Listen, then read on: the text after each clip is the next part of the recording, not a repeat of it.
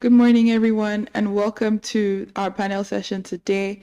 We're really excited you're here with us. And so today, before we get started, I'm going to pass it over to Madam Felucia to talk to us a bit about CIES, and then we'll talk about what we're doing today, the program series, and a bit of housekeeping. Over to you. Thank you, Jim. Nice to see everybody on board today. I'm so excited that everyone could turn up. I know that you're giving us the precious part of your time, and I don't want to take that for granted. Thank you so much. For CIS Incorporated is an organization that is just concerned about the well-being of the immigrant youth in Canada and beyond. We see a need to fill a gap of, the risk that is connected to children back home transitioning to other countries. So many of them along the line in the course of navigating their journey, easily fall victims of circumstances that they cannot handle. So this is a gap we feel we should fill. And that is why we're giving this information to all the youth out there, youth immigrants or international students and youth families, so that they know what to do, they know what to know, and they know what not to, dabble into in order for them to have their journey of life smooth abroad. Basically, that's what we do. Yes, thank you for that overview, Ma. And so for today, the program series, we've had different students and youth immigrants come to the show to talk about their experiences, what they've learned, kind of resources and support. So today is going to be a wrap-up session.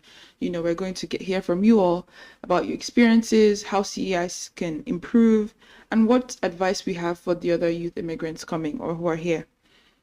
So for the session today, we are hoping that everyone can join us and share their perspective, share ideas, and answer some of the questions we have on here. And if you're not speaking, please mute your audio so we can hear the person speaking. And then to see everyone's face and for interaction, we'd love to see your faces so we can see your reactions and see that you're following along with us. And then each person is going to have a chance to answer some of the questions I'm going to present today. And then we'll move over to the next question and then wrap up with a conclusion highlighting what we've talked about and what you can expect from CIS in the future. So to get started, I see some people have put on their cameras. Thank you very much. So our first question is around sharing your personal experience. Thank you for all the people who have turned on their cameras even more. So to get started, I'd like someone to share with us their personal experience being an immigrant youth coming here. What was that like? Did you come here for school? Did you come directly to work? Let us know. We'd like to learn from you today.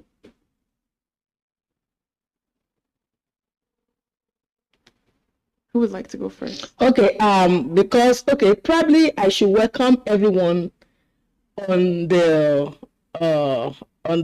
platform first for us to familiarize ourselves with the names. Yeah. Okay. I have a crop of people here across, let me say, across the globe, all residing in Canada except one that is joining us from, no, except two, right, joining us from US, America. So I want to say welcome to Adesua first. Adesua is an insider, is a consultant, is a critic, is a is a mentor. It's almost like almost everything to us, and it's also like working day and night to ensure that CIS accomplishes purpose. So we want to appreciate you. I want to say thank you for joining us today. Also, we have in the house Steve. Steve is a colleague, is a friend, is a Ghanaian immigrant in Canada, and is a youth mentor by person. Adesua is a consultant by profession, and I think is a management consultant too, generally for people. But for us, is our consultant. So they will say more of themselves. It's just for us to get familiar with their names. So we have Adesua in the house. We have Steve in the house. Steve is a teacher. He's a renowned youth mentor. He has youth organization he mentors back home in Ghana, and there's a friend. And also I have Rachel, that is also a youth mentor with us in the house.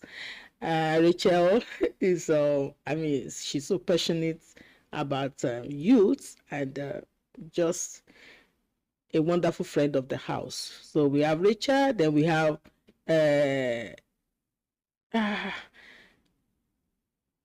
sorry, I'm not seeing all the names clearly on the screen, so I don't know what I'm going to do. Okay, so what I'll just do is probably use what I have on my list, so that when you're calling them, you just know. We have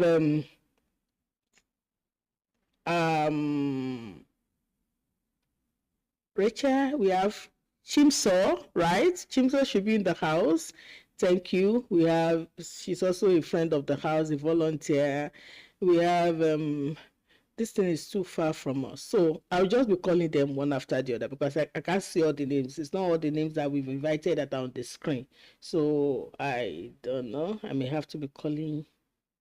That's why I think I will need to enter from here. Let me enter from here. I can just mute it.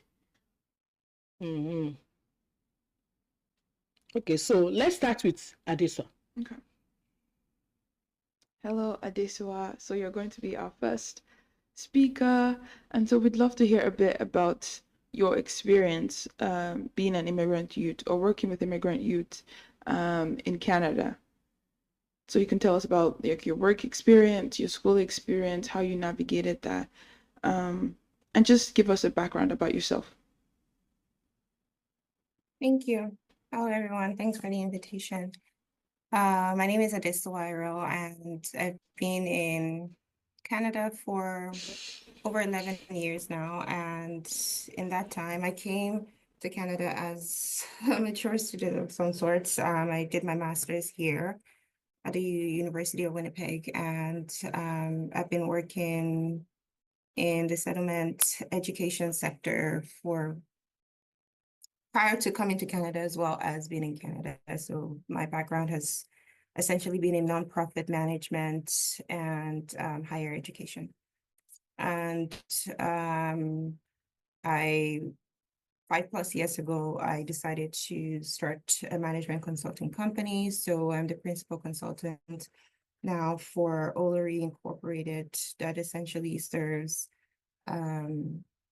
nonprofits, businesses in general. We offer management training for people in executive roles, people who are new to leadership or just starting a supervisory role.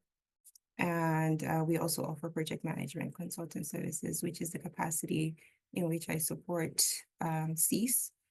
And in terms of going to school here, it was great in the sense that very different education system. I went to a private university in Nigeria, and coming to Canada, despite going to a school where like education is taken very seriously and you really have to put in the work to get the outcome that you want, and being a high performing student, I graduated with a first class for my first degree, and coming here, I struggled even for someone that I felt like, yeah, it was pretty good at school stuff. I struggled a lot. I did less courses here in terms of even the number of courses per semester. However, I found the workload quite different. It was heavier than even what I did, because yeah, when I took 6 courses, it was extremely overwhelming. And then I had to cut back to about 3 to 4 per semester, which was manageable. But in terms of going through that experience, it's very different, even in terms of interaction with instructors. So the norms for engaging with instructors is quite different. And I found that here relationship building is very at the core of being able to navigate this place. Connecting with your instructors, just saying hi after classes, getting to know them a little bit. I find that they're genuinely curious and interested in their students here. Not to say that wasn't the case back home, but the rules of engagement were just quite different. There you could choose to not have very minimal interaction with your instructors, so long as you're showing up to class, you're writing your exams, your tests, you're good. You know, you can get through stuff pretty seamlessly. However, here I found that even with navigating the new education system, I had 2 jobs going into school, and even trying to maintain all of that while being in a heavy master's program. It was quite an experience. For the 2 years, I feel like I didn't have a life outside of going to school and working and just trying to support myself while I was here. But still, I'm very grateful for that, because the people that I know today and have sort of been quite involved in the trajectory of my life is as a result of the relationships and how I engaged while I was in school here, even to doing things like volunteering. There was a lot I didn't even understand about clubs here, or getting involved on campus.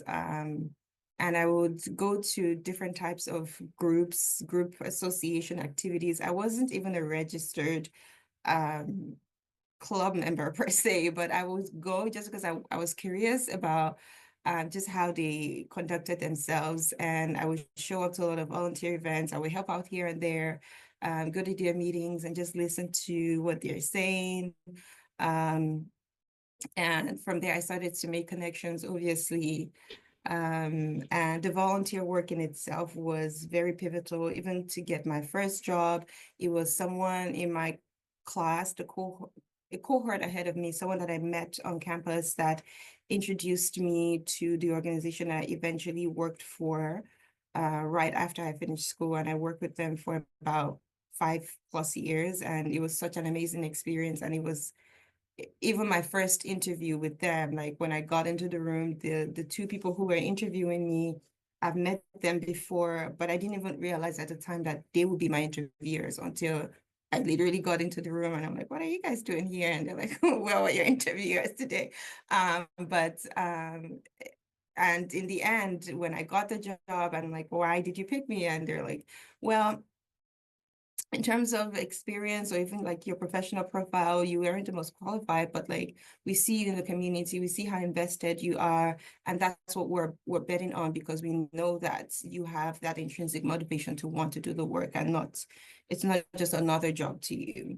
And that has been very pivotal again in even the other relationships that I formed outside. That's how I met C's executive director as well, through my work in that organization. That's how I met Rachel as well, who's on this call. She was one of the first clients that I had 7+ years ago. So it's come full circle one way or the other. And to me, the immigrant experience is being open to exploration, being curious about your new environment, taking the time to show up in those spaces, even if you feel like you're not showing up in ways that are very meaningful to somebody else. However, it is a learning experience for you, being able to navigate a new environment, being able to navigate whether that's school or just the wider community, understanding the rules of engagement, what is considered acceptable or not acceptable.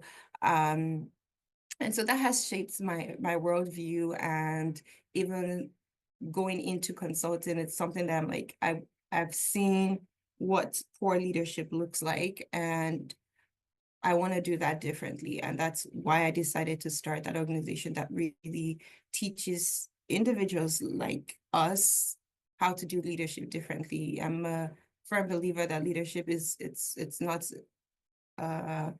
something you are just born with. That's, it's just who I am. Like it is a learned skill. It's something that you learn. And when I talk about say leadership, it is people leadership particularly.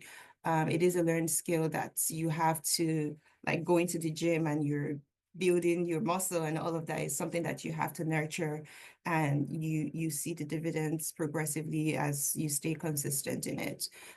So for me, the immigrant experience it's amazing because you bring even so much more into this place. You're bringing in your own background experiences into this space, and then you come here, you learn here, you determine what is valuable, what isn't valuable, the people to surround yourself with that teach you, challenge you, and encourage you to stay the course to reach the outcomes that you wish for yourself. And I'm fortunate. I consider myself one of the fortunate ones to be able to have a variety of experiences in different parts of the world. And Canada isn't the only place I've lived in. So like for me, that is a very enriching experience that I hold very dear. So I hope I've been able to answer your question. Yes, thank you very much, Adesua. Your answer covers a breadth of stuff, from building relationships with profs to managing work and school, like doing both, full time, and learning the societal norm. Because yes, lots of immigrants youth come and it's like, oh, like back in Nigeria, you might not need to talk to your professors, or you won't call your professors by their first name, but here that's what's expected. So, I like how you said showing up as you can, even though you don't feel like it's a meaningful way, just showing up, that makes a difference, and you can continue the journey. Yeah. So I guess I can tell you the names or call the names. You have the names. Yes. So the person that is coming on board now should be Emmanuel, right? Yes. Emmanuel Mayora is a friend in the house. He stays. He actually resides in Canada. That is in BC, British Columbia, but he works in US. So it's like shuttles between US and Canada, and that is like giving us double experience of two different continents. So it's really interesting to listen to Emmanuel this morning. Okay, so over to you. Hello, Emmanuel. We'd love to hear your perspective of your experience working with immigrant youth, or being an immigrant youth yourself. And yeah, we just want to hear from you what your perspective is. You don't want to share your face with us?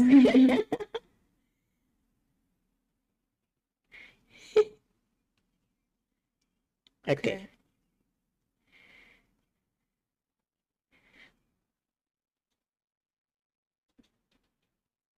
Okay.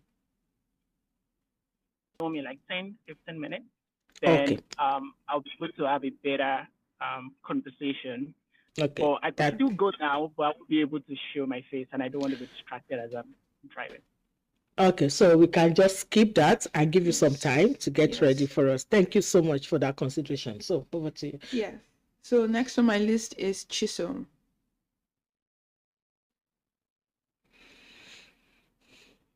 Hi everyone, thank you for having me. Oh, hello. My God. Thank you for having me. So what's your question? Yeah, so my question is just to get your perspective about your experience as an immigrant youth or worker, or working with that demographic of people. What was it like? Did you come for school? Did you come right to work? Just walk us through a day in your life, if I would say that. Yeah. Okay, I came into Canada as an international student. I am still an international student actually as I speak right now. Coming into Canada was really, it wasn't bad. I had a very open-minded. I didn't have much expectations for Manitoba, right? So I came in not knowing what to expect. And first of all, when I came in, the cold was really, that's what really shocked me. Because in Nigeria, everyone told me that Manitoba was cold, be well protected, wear different layers. But I was like, I like cold, I can handle it. And I got here and the cold hit me first, and I was like, no, this is bad. This is bad. And then when I came in, first of all, I didn't know how the education system was. I didn't know how to register for courses. I didn't have the information because I applied through an agent. I applied to school through an agency. So they didn't give me much information on how the rest of Manitoba was. So it was really hard for me to adjust to the educational system because when I was in Nigeria, I was in a private university at University of Afebelalana University in Nigeria. So I got there and I was like, I got to UFM and I was like, I don't know where I'm going, what I'm doing. And then I went to a course advisor and I told her, or asked her, like, okay, what courses do I register for? And she looked at me like, am I stupid for not knowing what courses to register for? Or like, she made me look like I was dumb for like, at this point, you shouldn't even be here if you don't know what you're doing. And then I laughed and I was like, you know what? I'm not going to go back there again. I'm not going back to, they're not helping me. They don't have the information to help me as an international student because at that time she was like, oh, you have to, all international students only take 3 courses. And I'm like, because they can't handle 4 courses. They can only take 3 as an international student. And you can't take 2 courses because you won't be considered a full-time student if you take 2 courses. And I didn't have enough courses at that time because I didn't know what to register.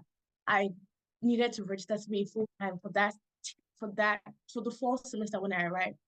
So it was really tough for me because I ended up doing courses that I did not need because I didn't have the right information. I didn't have the resources. I didn't have the resources to know what courses to take for my program. So coming in, I had the educational shock, first of all, and then the culture shock too. Like Canada as a whole is very different from Nigeria. The way they talk, the way they communicate, their food is different, even down to the drinks. Everybody knows Fanta, right? How Fanta is different from. I didn't know that Canada Fanta is different from Nigeria. I used to love Fanta in Nigeria, and I got here and I was like, this is different. This is not the Fanta I'm used to. So everything was different here in Canada, and I wasn't used to it. And it really affected me so bad because I wasn't expecting such a difference in. I just thought everything was going to be a little bit the same. I could adjust easily, but it wasn't. That wasn't my experience, unfortunately. And then it was also hard to socialize too because I didn't have the community to socialize. I wasn't also going to church too. I didn't have church. I didn't have a Nigerian community until I met some friends. My roommate, fortunately for me, was a Nigerian. So I was able to like make friends through her. And that was how I was able to cope better in Canada. So I had my friends, I was still not going to church, socializing that much because after I came in, COVID hit and everybody was on lockdown for me. So for like 1 year, everyone was indoors, there was no socializing, no nothing. School was online and I couldn't get a job because everyone wanted full-time students and I couldn't work full-time because I was in school full-time. And as a research student, I can't work full-time because it's not allowed. And everyone was hiring full-time employees. And in fact, they didn't even want, if I was in the interview and I said, oh, I'm an international student, they were like, oh, okay. And that was it. And I wouldn't get hired because I was an international student and because I couldn't work full-time, they needed someone full-time. So getting a job was really hard at that time because I couldn't work full-time, so I wasn't being hired. Education too was really hard because I didn't have the information to strive until I made friends that connected me to people that enabled me to have that community to get what I needed to succeed. So yeah, that is my first few years in Canada, how I struggled to thrive in Canada and get into my program, and everything like that. Yeah. Your experience, and yes, I agree. Fanta in Nigeria and Fanta here does not taste the same. It tastes very different. So you can come and be like, oh yes, I see Fanta, and it's like, oh, it's not the same. It tastes different, So that is a culture shock. Even like the cold in Winnipeg, some people call it Winterpeg. So it gets really cold compared to other places. People actually call it Winterpeg. Yes, and then being an international student, you're trying to navigate the social expectations, only for you to go to a place where you think you're going to get help, but the help doesn't look like what you exactly need. I can only imagine how challenging that would have been. And I so, think the problem with the course advisors is they're more tailored for domestic students and not necessarily international students. So they can't actually give you the information that you need as an international student. So because if I want to give you an information, they'll be like, okay, you need to confirm this with immigration to be sure that you can actually do this, or you can actually take those courses, or you can actually take less courses, because they can't really advise you out of their scope of knowledge per se. So I don't blame them because they don't have knowledge to help me, but at the same time, your course advisor, so you should know at least a bit of something help. So yeah.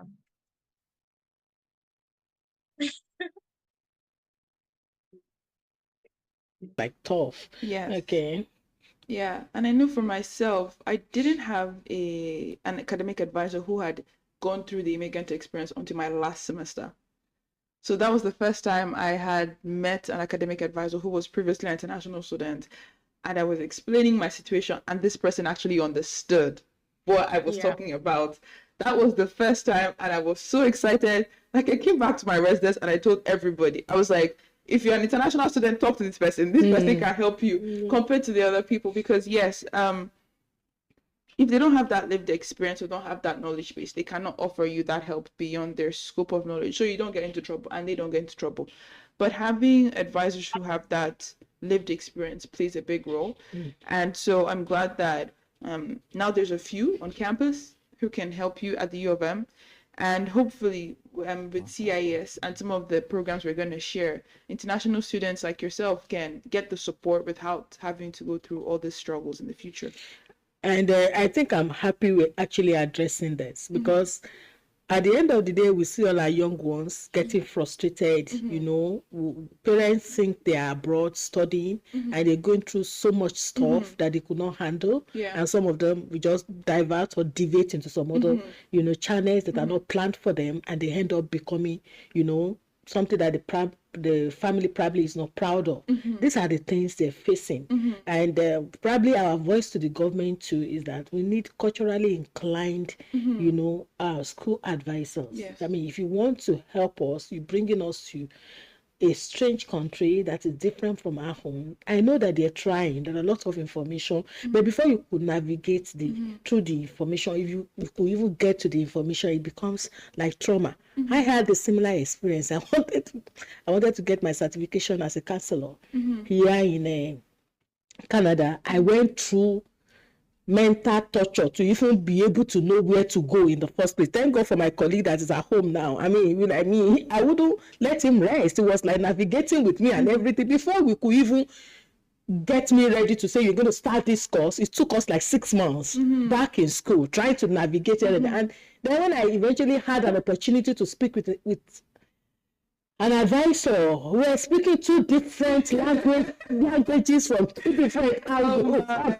More frustrating. I mean, I don't need to tell you all this, but then I think we're coming up with a program, a platform, you know, a scheme that will be able to sort things out and make things more like, you know, accommodative for our children, our youth, our community youth. So it should be all out there to also get information. Okay? Yes. Thank you. Now, just making sure that we have enough time to get through everything. We're going to switch things up just a bit. And so I will ask Emmanuel if he's able to answer. I don't think he's ready yet. When he's ready, he's going to let us know. I think we can just be skipping. Can I just add something here, please? Okay. For someone who's worked in higher education here and understanding the types of supports that are available, not to play devil's advocate here, I do feel like there are supports that are available. I think one of the biggest barriers can be lack of awareness on what's even available. And that in itself is a challenge, because if you don't know, then you don't even know what to ask, right? For me, I've worked in the administrative side of things, where I see students even before they join the program, before they leave their home countries. From pre-arrival supports, there's a lot of communications that go out. Maybe one of the challenges too is understanding even the method of communication. And this is also part of my lived experience, because before I came to Canada, as much as I had email accounts, yeah, I read my emails here and there, but I didn't really have a solid habit of constantly reading my emails and responding. Right. And so when I came here, it was after the fact, probably after 1 year of being in my program, that I started to look back at emails that had been sent to me even before I arrived, and seeing all of the communications that have been sent out around program planning, around the courses you're supposed to take, around connecting with other international students who have the lived experience of what you're about to embark on. And I'm like, how did this fly over my head? But like, it did. Like, so at the time when I really needed that information, I didn't have as much of it. I was fortunate to also come into a master's program that we didn't really have electives. So they were core subjects that we had to take, whether we liked it or not. So it made that process easy for me, where I didn't have to figure out, oh, which course do I not take, right? Later on, as the program evolved, they started to give us more wiggle room to be able to pick courses. But at that time, I already knew the system. So it was easy for me to say, okay, I want this course, I want to take this course, now I'll take this course next semester.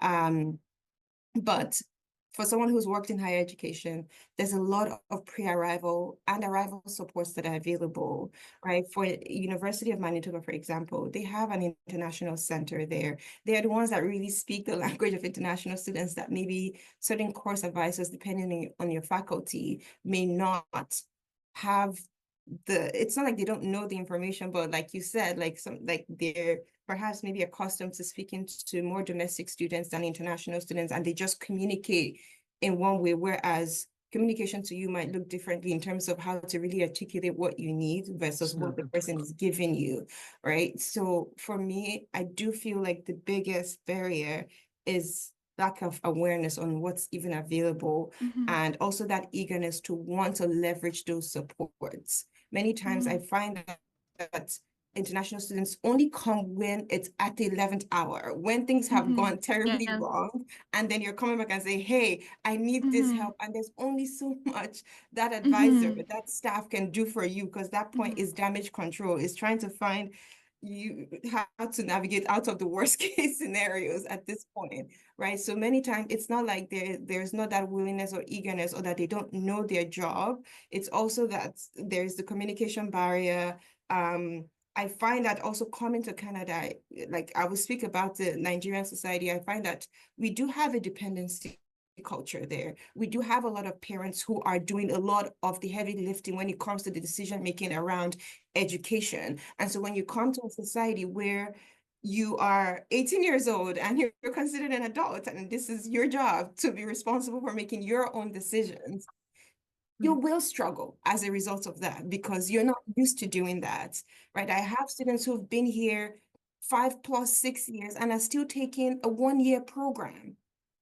How is that possible? Like, you've spent more than your typical university degree doing a 1-year program. And that's because are they showing up to classes? Or there's so many other factors that impact outcomes, right? Not to take away from your experience, because I know like it is a lived experience. I do hear that from a lot of international students and newcomers that come here. But I also find that for me, for example, there's programs that I had to introduce, like mentorship programs, and based on faculty, because I want you to speak to someone who is taking the same courses as you, who's experienced some of these instructors, has the lived experience of navigating the society. I want them to be the ones talking to you, because many times we say, oh, come talk to us as the staff, but there's also that authority, fear of authority, or like engagement with authority, of how immigrants think about how they engage with people that are in authority positions compared to them. So there's already that. So like just to close that barrier, big, talk to your peer. Many times we have more volunteers who are willing to give their support than students who actually need the support coming to say, oh, I want to register in this program, despite our best efforts to promote it aggressively and say, this is good for you, but not even many people utilize the services that are available to them on and off campus. Just to give a different perspective on that. That's good. Okay, fine. You know, I mean, I think that's a good one for us to note. And then we need to, I'm happy that she's able to share that, but I guess we're still going to have more of this interactive session of everybody just, you know, profiling solution on how to go about all of these challenges that our youth are facing here. Yeah. So that I don't forget this just quickly. I think, sorry, let me just let me just finish. I'm coming. I'll give you. So I just don't want to forget. I think with what Adesua said, the culture that we have back home, I think we also have this culture, which is also like helping us to be experts in everything that we do when we put our heart to it. We always like to know the end from the beginning. That's our culture. We want to have a holistic picture of what we want to do. So we just want to know, oh, how am I starting? How am I ending? So you want all this information at the same time. And so when you get to this international advisor, the foreign advisors, they're like, precept by precept, one thing at a time. So it's like when you bombard them with so many things, they're like, where is she coming from? So they were like, okay, this is what you need to do at the stage. And probably they believe when we get to that bridge, we'll cross it. Why not face this at a time? That's one thing I've also learned. They like to take things, you know, in stages and approach and address things in stages. As different from us that want to, okay, I'm going 10 miles, even though I'm starting at the first mile. Okay, I should know when I will get to the 10th, you know, and we want to start. So I think we may need to look around that also and talk to ourselves. How do we maximize that to be our strength, and how do we not use it to our disadvantage? Okay, so I think we should just give everybody chance to share their experiences first now, because in all honesty, there's going to be, with all that you have prepared here, there's going to be conversation, right? Yeah. Interaction. So okay, so I think Chisom can help. Yes, Chisom, let's hear from you.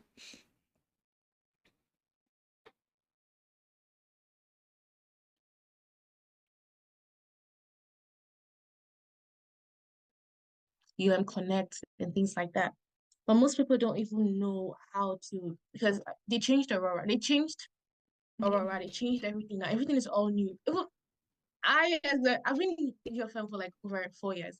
I don't know how to use the new Aurora and the new orientation, the new platform now, because it changed it this year. So I wish they had for new students a platform on how to actually navigate this. Like every new student will have like a mail. Oh, sorry. So like every new student will have like a mail or something where you have, okay, this is how to use Aurora. This is how to use Uconnect. This is how to use this. Or maybe we could have like a live session where someone's teaching how to use the platforms, because as I've been in school, I've been in your firm for a long time, and I don't know how to use the new platform they just made recently, because they didn't really, to get to the point where you have to use the new Aurora is hard to navigate. To get to the tutorial section of the new Aurora is hard to get to. To even get to the point where you want to find your courses to take or to get your timetable, it's hard. The new space, the new website is hard to use. It's even harder than the last one that was there before. So I don't know if they try to make it easier or they try to just do something new, but it's harder now. And when I saw it, I was feeling bad for new students that will come like, what's going on? What's happening? Well, anyways, that's what.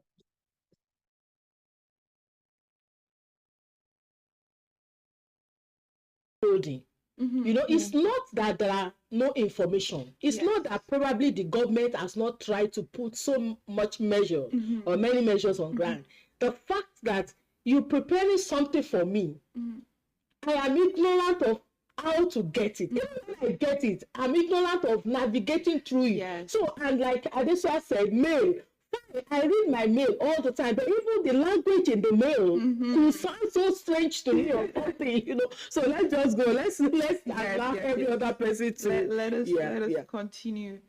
So we have Mr. Steven here. We'd like to invite you to share, you know, your perspective on this discussion we're having about your personal experience here in Canada. Okay.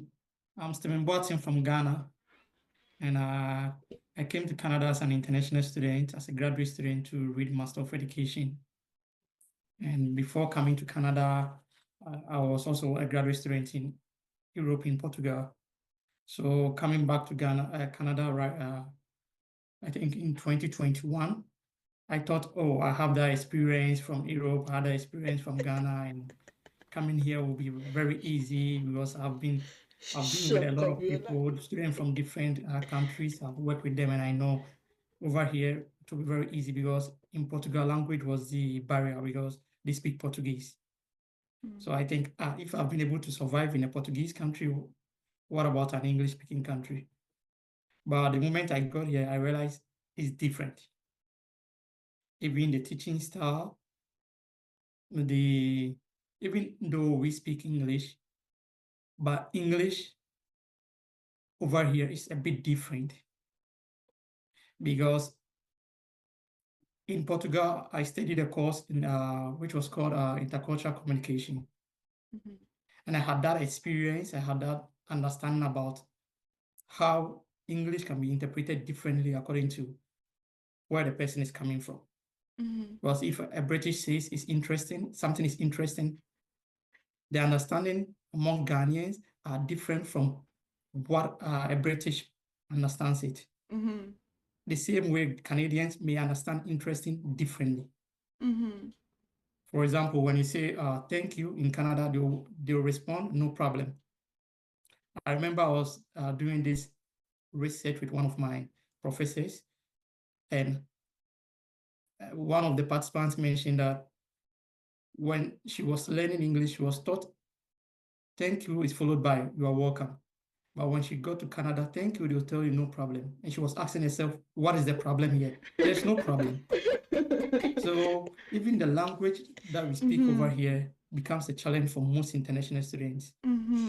And for me, I think one of the major problems that I face as an international student in Canada was listening to too many advice.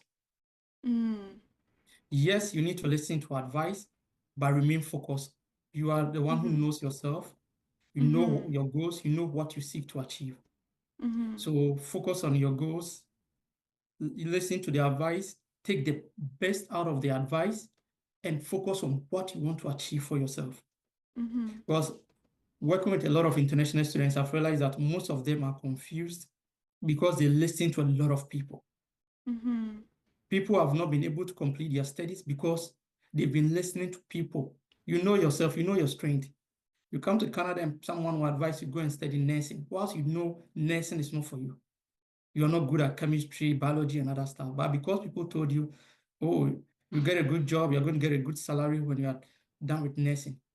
You switch from your program to study nursing, and now you find yourself wanting. So with my experience with international students, I notice most of them do not set smart goals for themselves. And when I say smart goals, I mean the X standing for specific. Your goals should be specific. They should be measurable. They should be attainable, relevant, and you have to set timeline for your goals. Because right now I'm working as a high school teacher in Canada.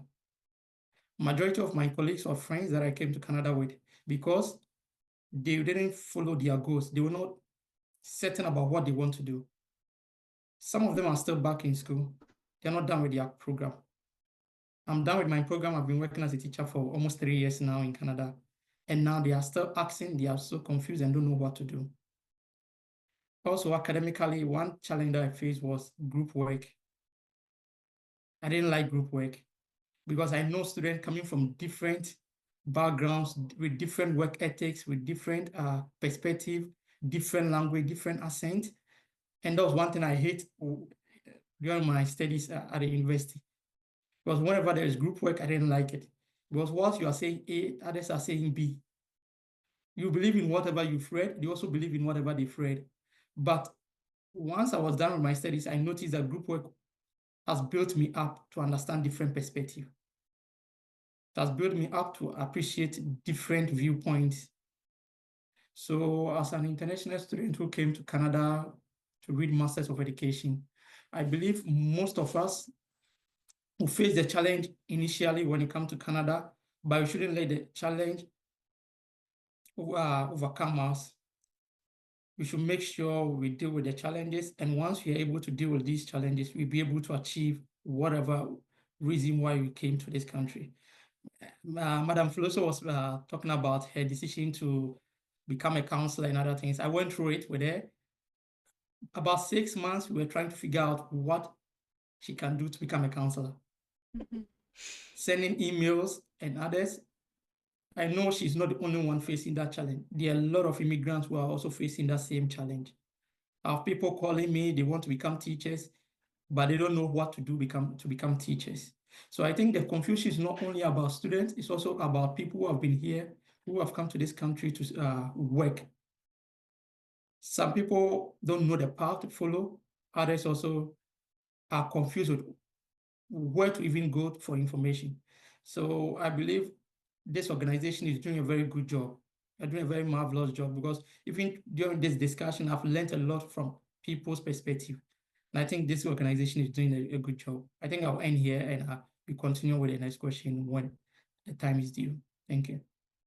Thank you so much. Thank you. I love that. And that's Ghanaian perspective too. So it's not about Nigerian. It's just about, people of color. It's not just about immigrants generally. It's not even just about Black descent. Okay, it's cool. It's just because probably we've not been bringing other immigrants here too to come and share their experiences. So I really appreciate the openness that everybody is bringing into this. Chimdi, I just want us to also encourage them to share your international experience, your schooling experience, also your youthful experience in the holistic perspective. I mean, you are a youth in the land, you're schooling. What's your ultimate goal of being here? How are you navigating towards that goal, or are you distracted from that goal, or are you able to manage yourself despite all the ups and downs? You're still able to straighten, your path to the goal. Thank you. Yes, thank you. Thank you, Mr. Steven, for Emmanuel is ready now. Okay, I see Emmanuel is ready, and I really resonated with what you said about SMART goals, because it's very easy to get distracted if you don't know what you're trying to get to, because everything looks like a shiny object. And so SMART goals are really important, for international students. And it might be new for them. They might not know what that is. So thank you for breaking that down for us. And so we'll go on to Emmanuel. Please share with us your experience as an immigrant in Canada, in the US, and a youthful immigrant, and how you lived your youthful experience. He's not a married man anyway. Okay. I mean, just newly married, not quite long. So he's still a youth for us. He's a youth mentor, he's a youth leader. Thank you. Good to have you. Hi, everyone. Good afternoon. I'm sorry for the back and forth. I had another prior meeting. But I think it's been really nice hearing everyone speak, to see that there's different perspectives. And I think that's what makes conversation richer, getting different perspective. And when I got to speak with Mommy, I think it was just amazing, because what she's doing is something I'm passionate about. But not to beat around the bush for too long. I came into Canada in 2018. I came in from South Africa. So I did my master's degree in South Africa. So I was already coming on a different setting, in the sense that I'd already had a master's. The reason I wanted to come to Canada was because there's a particular professor I want to work with. My master's, I had my degree in electrical engineering, but this guy was in chemistry. So I was supposed to do my PhD with him. He was willing to accept me, but the university won. I guess if you come from Africa most of the time, and maybe also the course I was doing, I wasn't allowed to go into the PhD program immediately. They told me that they weren't sure I was going to do well. And this was after having a first class in my bachelor's in Nigeria at OAU, having distinction in my master's. I was coming to Canada. They said I was not, they weren't sure I was going to do well.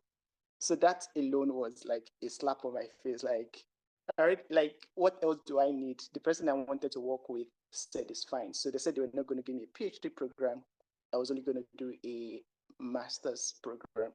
So I came here a bit dejected, and I feel like that's something that I saw a lot of young immigrants could maybe resonated with, because some of them, they wanted to do a program, they come here and they realized that they have to do this college program first, or maybe you can do some programs in the STEM field just because they feel like you're not really good enough.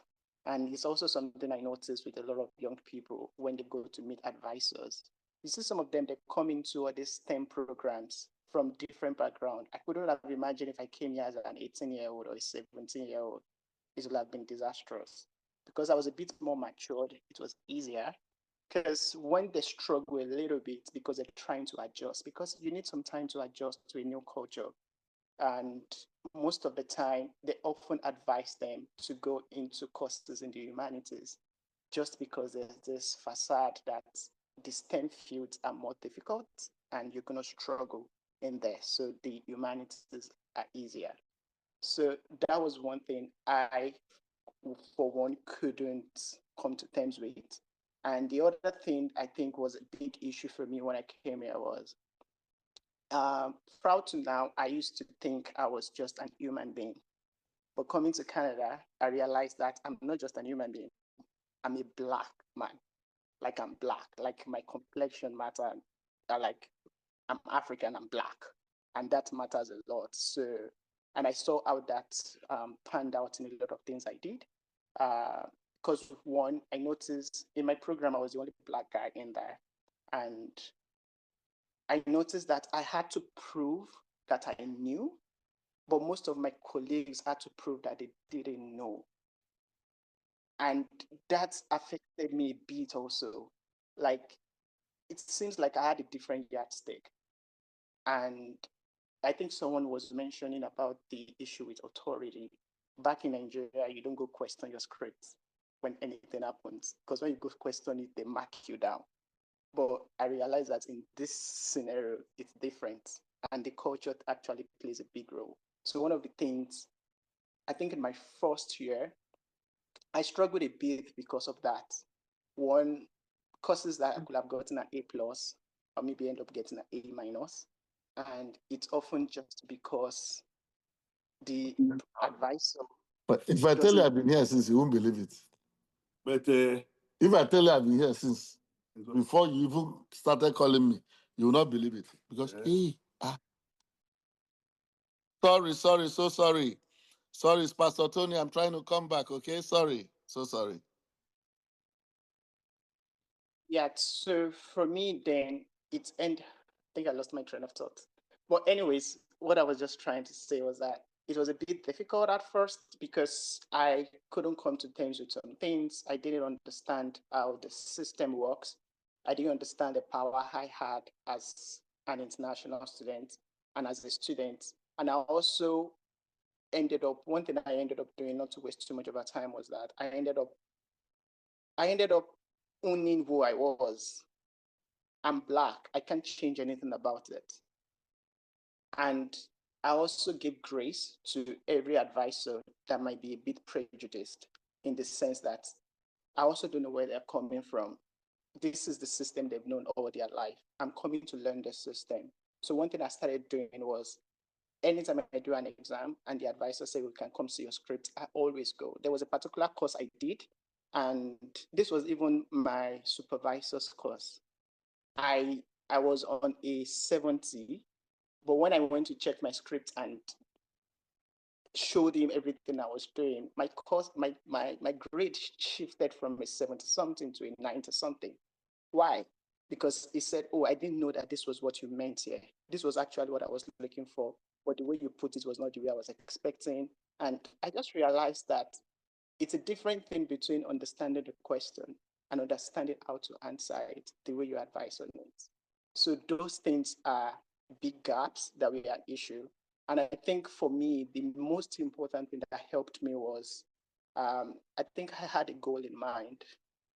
The worst thing you can tell me is you can't do this thing. I hate to be told I can't do something. So that motivates me to want to do more. So, and I also came here, I didn't take being in Canada for granted, because I could have taken a lot of things and say, oh, it's racism, it's this, it's that. I just saw it as a different perspective, difference of opinion. People are scared of what they don't understand. So I I cannot determine how someone respond or behave towards me. All I can do is determine how I respond back to them. So I try to respond more with grace, and I decided that I'm going to eat the good of this land. One of the scripture I run with always is Proverbs 22:29. It says, see a man that is diligent in his business. He will stand before kings and not mean men. So one key word for me there was diligence. Diligence means doing all the work. And one thing I noticed about international students here is that they work a lot, but they don't get the results. And I realized that they work hard, but not diligently. So diligently means understanding what this advisor actually needs from you, doing all the hard work, but also doing it in a way that actually give results. That you work hard does not mean that you're getting results. So you need to be able to find a gap. And one other thing that helped was, there's this adage that says that if you want to go fast, go alone. If you want to go far, go with others. So I surrounded myself with like-minded people that were after the same thing as I was after. That's what helped me to get my PR while still a student, because I had people that told me, oh, this is the way to go about it. This is what you need to do. Before I finished my PhD, I already got my citizenship. Why? Because I had people of like-minded, like people that are like-minded that were able to guide me through it. And I also saw that there are a lot of opportunities in this land. I could be angry. Like there was a point I went to my advisor and said, I want to apply for the Vania scholarship. And he told me, one, you can't get it. Don't waste your time with it, because with people in our university don't get it a lot, maybe one or two or three, and it's too big. It will just waste your time. Don't do it. I could end up using that and be like, yeah, he doesn't believe in me and all those things. I just take his word for it. But I know that there's a greater one that is in me. And that person that is in me through the help of the Holy Spirit. And grace is the power of Christ helping me to do what I need to do. So I just worked on that. I used that as a fuel. I applied for the award and I actually got the award. The same person that said, oh, you can't apply for it, you shouldn't waste your time to it, was the person that posted me on his website and said, oh, my student just won this award. So if I allow naysayers to pull me down, I'm going to have very good excuse to say, oh, yeah, this is why I'm not doing this, because my advisors were not good, because of this, because of that. But then it's still going to be me that suffer the failures. They won't suffer the failures with me. But I could actually use that as fuel to actually break the barrier and create opportunity for someone else, because they will be able to climb on my shoulder to even see further. So I don't know if I had rambled or if I had been able to address the question, but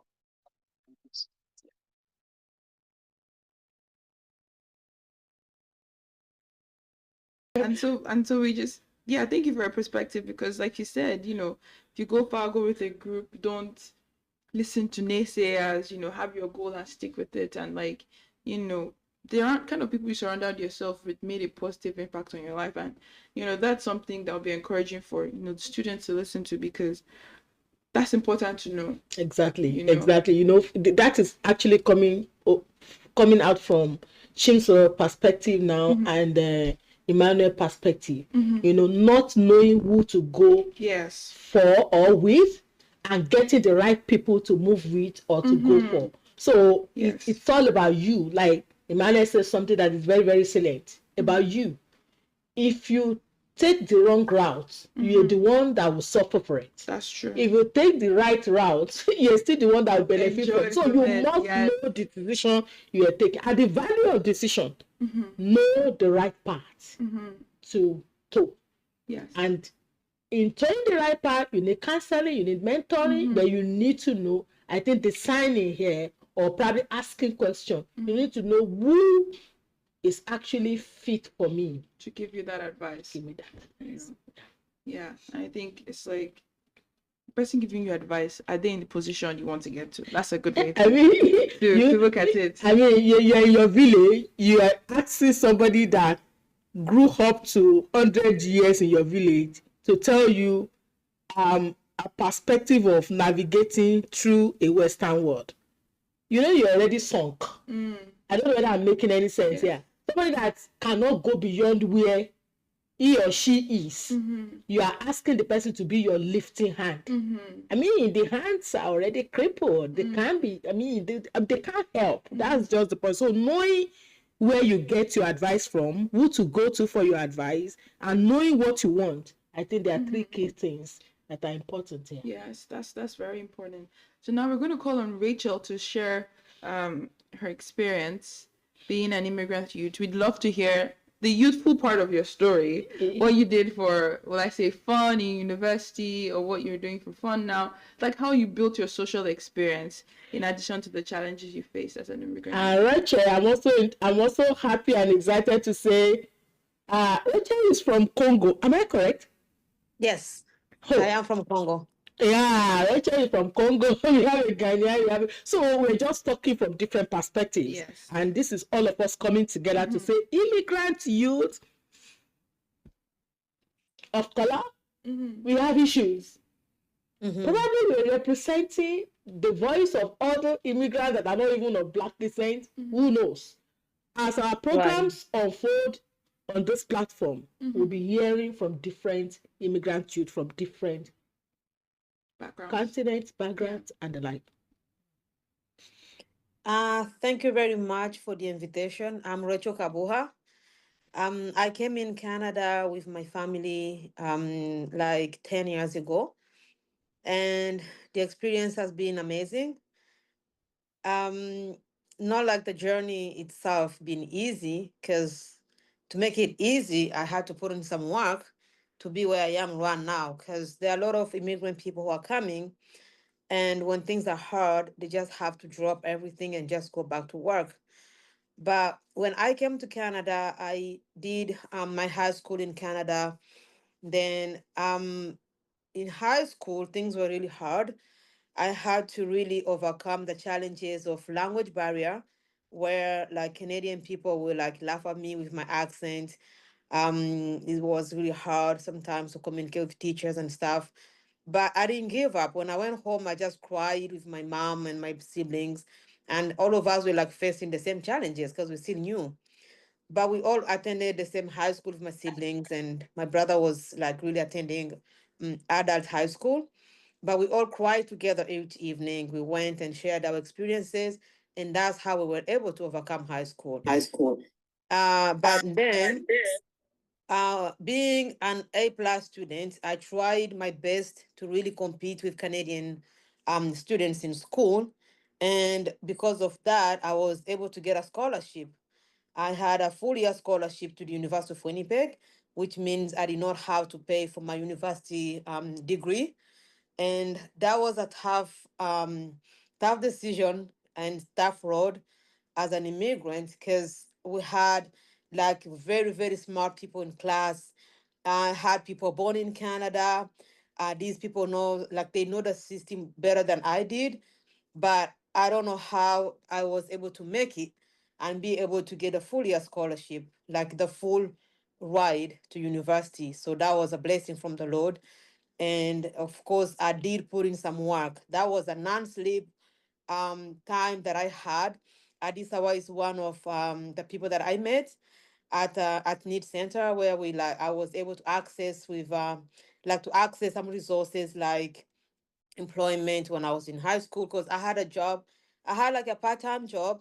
I had some volunteering that I was doing, and then close to finishing my school, I also had to work. So it was tough. I had to combine a few stuff, and I was able to be mentored with people like Adisawa back then, and other people that I met. So I was able to navigate every resources that was available for me, and I was able to finish my high school.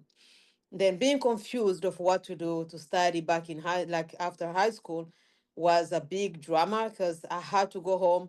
I was like, Mom, I don't know what I'm gonna study. I wanna be a teacher. And then after 2 weeks, I'm gonna change my mind. And then I said, I'm gonna be a nurse. I applied at University of Manitoba. And then I had to change my mind. And then I had to go meet the advisor back in high school. Like they showed me other courses because I took every single class back in high school because I never knew what I'm going to study back in, like going to university after high school.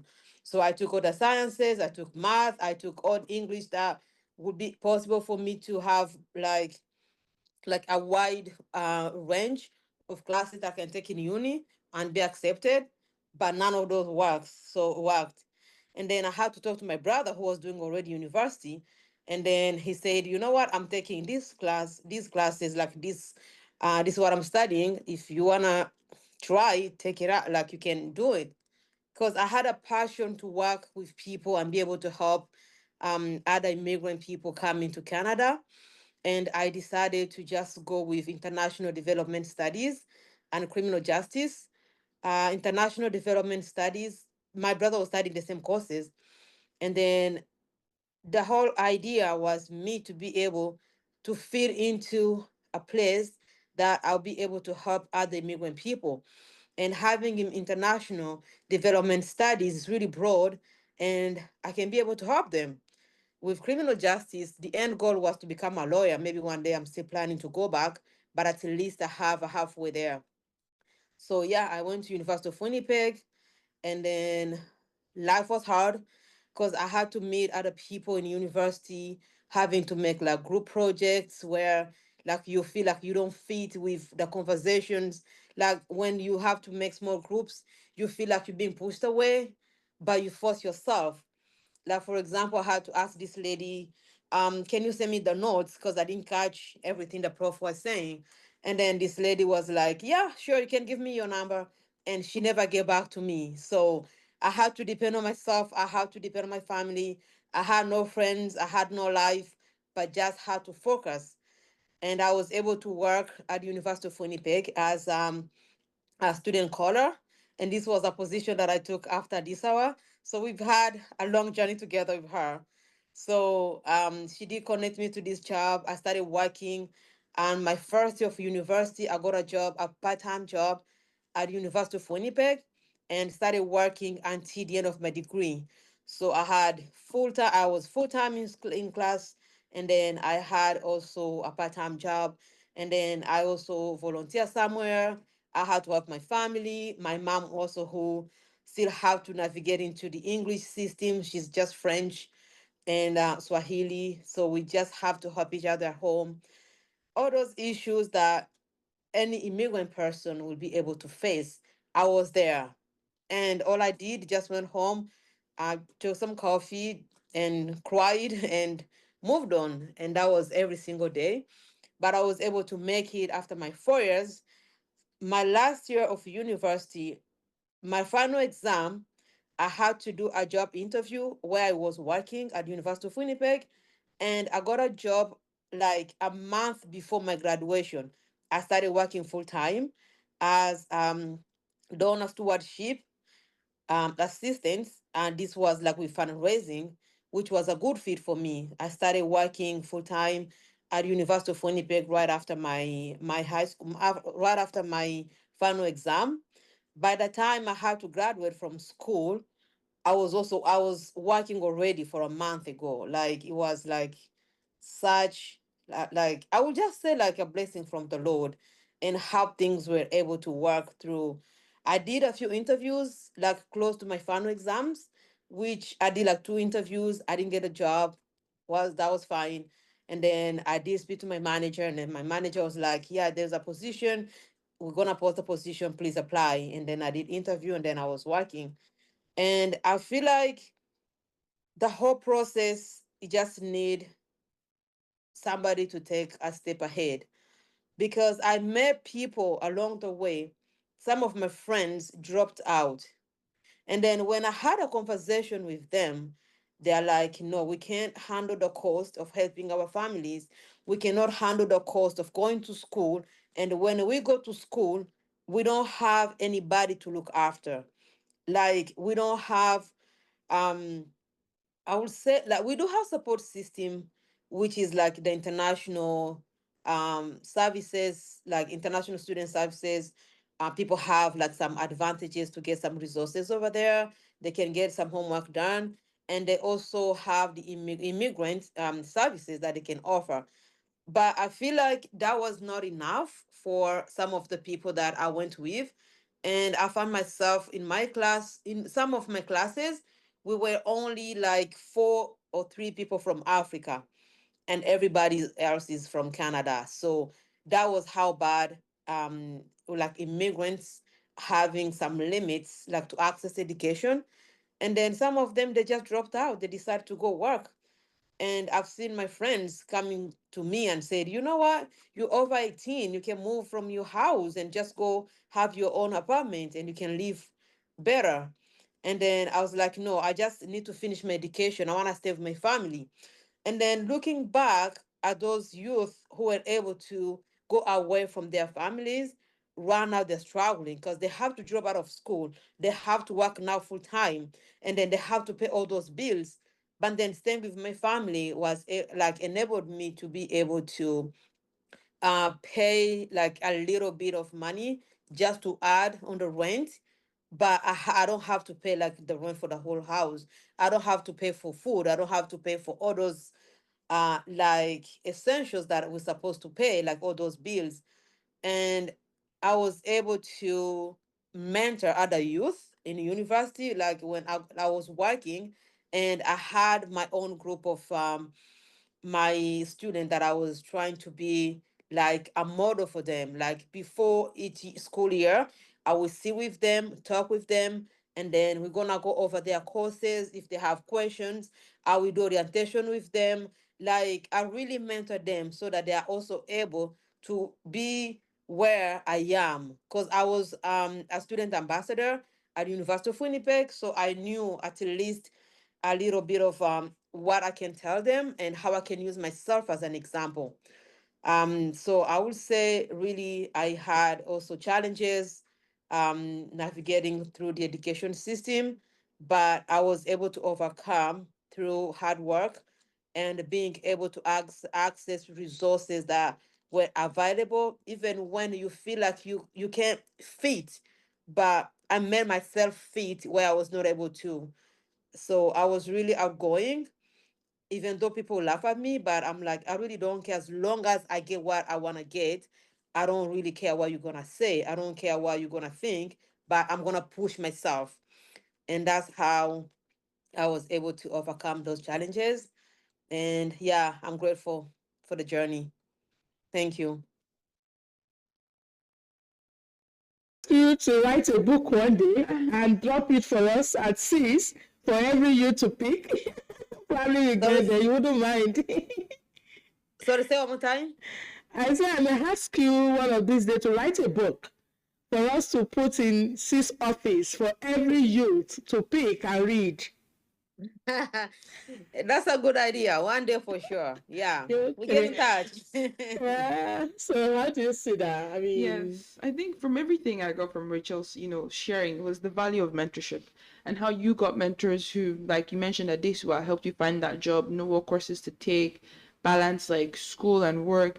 And then you also pay that forward by being a mentor. That's very important because sometimes you're like so stuck in your own situation that you forget that other people who are coming after you who also need that help. And so, Rachel, like it was so incredible hearing you share how you've been able to help other students. So that way they don't have to experience the same thing. And then they can go on and help other international students, So we can change the narrative, change the story, exactly. People don't have to go through what you've been because now you have the learnings and you can help them. And I think that's very crucial. And that's an idea that we all have to go away with and probably pass on to all the youth out there. that you go through something that is not so pleasant and enjoyable does not mean you have to go through it too and know what it means. Back then in Nigeria, there is this, I don't know whether it's still existing anyway. You are going somewhere, you don't know the place, and you get stuck, and it's like you are asking somebody, please, how do I navigate myself? They know where you're going is that place. So they say, oh, Johnny just come. So you just come. You just come to Lagos. Okay. So they will not give you a description to make you like, you will find the way by yourself. We don't have to do that. We have to outgrow this. We have to be more mature. You've gone through experiences because probably it's just an opportunity to make you to stand in there for somebody. And I really appreciate that spirit in Rachel. Everyone out there, whatever you are going through now, even those of us sharing, is still like a challenge to us that we have more to do. But if we keep doing this, some of these things will become a story. It will become something that we put behind us. The bad experiences, the silly experiences, people, young ones, losing their vision, losing their focus, becoming... Some parents are actually groaning and crying back home. And they're actually regretting sending their children, out of that shore abroad. Just come out. What they hoped for is not what they're getting. Immigration can you so because so need to post it. It's not what we're getting. We're having interception. If you can control it from here, that would be great. So I just want us to take that. Let's borrow that leaf from Rachel. That you're going through whatever you're going through for another person, to be helped out.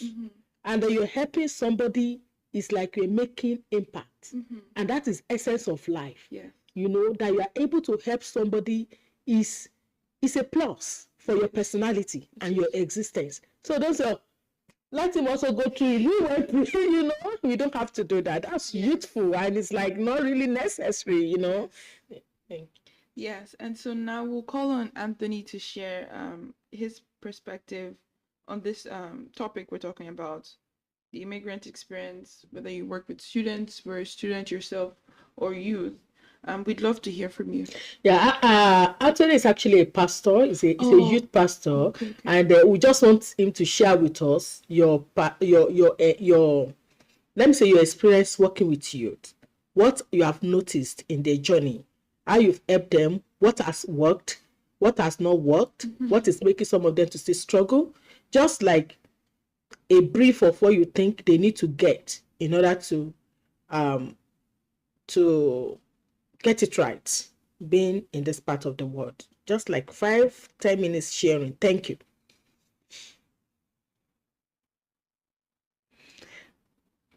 Thank you. Good afternoon. We'd like to see your face if you don't mind.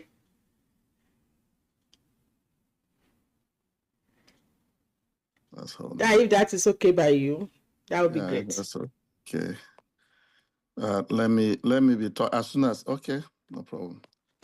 So Pastor Tony is from Ontario, it's from Windsor. So we just have, people across the board, across Canada, not just Manitoba, and that is good for us, I think. Okay. Good afternoon, all. Thank you very much for having me. First of all, I want to apologize for being late in the meeting. It's all because of responsibilities. So sorry about that. Okay. The youth, as we know, because of the prevalent situation in Canada, here is North Africa, because of the prevalent situations and challenging situations we have here, we have our youth not really coming out in full to do what they're supposed to do, especially as we know that the rules here and the policies of this nation cut across being careful with them, the way you handle them, so that you don't breach policies and laws. So the youth, they use advantage. For instance, we have a case now that is ongoing. Somebody called cops on the father because the father spanked him. And they know this all over, that the moment you want to infringe on their rights, they know what to do. So that is against our culture. So that one is a bottleneck to start with. But be that as it may, the immigrant youth, when they come to Windsor, like the ones I've handled, the first challenge they have is to settle down. Most of them come from not too buoyant homes. And so even some of them, their parents sold what they have to make sure they send them to school. And at the end of maybe 2-3 months, these children will start having pressure back home. Because you know African mentality, now once they send you abroad, they feel they are going there to pack all the money and bring to them. So the first thing we do is to remove that bias from them and let them know that they've left Africa for good. If they want to settle, they really have to focus on what they've come to do, especially the students. Now, the next challenge we have is that when they come, they see other people who have abandoned, so to say, their studies, and they are working under the table and touching dollars. And when they start spending this money, they tend to forget the main reason why they are here. Some of them prefer changing their status to begin to work with their what you call, is it EYEC or high school diploma back home, because they've started touching the money. When they touch the money, they now forget to further their education. We always want to disabuse their mind on that and let them know it is good for you to suffer once and get it right, you know. So most of them too are having academic challenges. Some of them that have a direct link to study 1 or 2 courses in the university, when they have academic challenges and they are not able to graduate, and their parents or whoever is sponsoring them have already, mapped out, let's say, 4 years, 4 years for a regular course in the university. And if at the end of 4 years, the student does not come to tell the parents of whoever is sponsoring him that I have my degree, as the case may be, then the funds will stop coming, especially for those that are international students. Because to tell you the truth, these fees can be very exorbitant, depending on the school. So when they are not able to further or they are not able to graduate, it poses a very big difficulty, because you can't cut the corners. If you are not a graduate, you are not a graduate. And again, you are struggling with your status too, because your status is tied to your duration of study. So all this we manage and we go. So what we do here as a youth coordinator, we'll give them an orientation that, first of all, you have to start well. You have to be focused, and you have to know that at the end of your duration, there's no way money is coming again. Then if you're able to get a grant, like a lot of students have been able to access, we help them do that for their education. And they take time to pay off. But a major challenge these students have is to settle down within the 1 year of their arrival. However, as a church, we try as much as possible to give them soft landing. Some of them, we help them with accommodation, we give them some few dollars to cushion the effect. Some of them too, we give them some food. We operate a food banking. We operate food banking and free clothing here. We have a hall downstairs here where we have a whole lot of clothes and shoes that we give them, so that they don't bother themselves using the little money they have for food to go and be buying clothes. But students, They will always want to go for the higher one. Not all of them anyway, but so far so good. Some of them that we've been able to train, they have graduated. We have their parents have come, and some of them are working too. Then again, I must say this before I stop. The status migrating or transitioning from your study permit to postgraduate work permit is a bit of, okay, transition from postgraduate work permit to PR is a bit of a challenge because most of them, if you don't have a job that tallies, you all know what I'm saying, that tallies with your course of study, it will be very difficult. So for you to get a job that matches what you studied is where they have a challenge too. I have a couple of them now that are working, but they're not working in their field. So by the time they finish, it will be a Herculean task for them to go through the express entry and, you know, uh, file for their PR because what they studied or the work they are doing is not in tandem with what they studied. However, we still have to encourage them. We are looking for jobs for them. They have job sites. We announce it in church. We pull their CVs. There was one time we even we had some job fair exercise in the church here.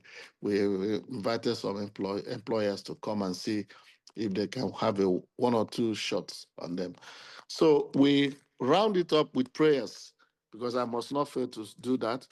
Any student that is here, please remember that if you make God your head, he will always sort you out.